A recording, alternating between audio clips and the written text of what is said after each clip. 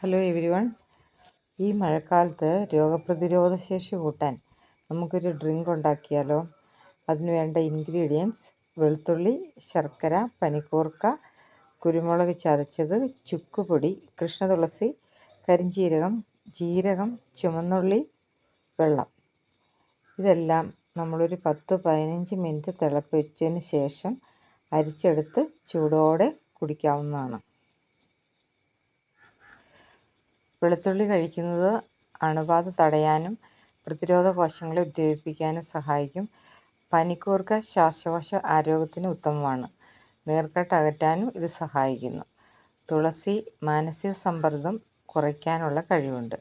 കരിഞ്ജീരകം കഴിക്കുന്നതും ശരീരത്തിൻ്റെ പ്രതിരോധശേഷി കൂട്ടാൻ സഹായിക്കും.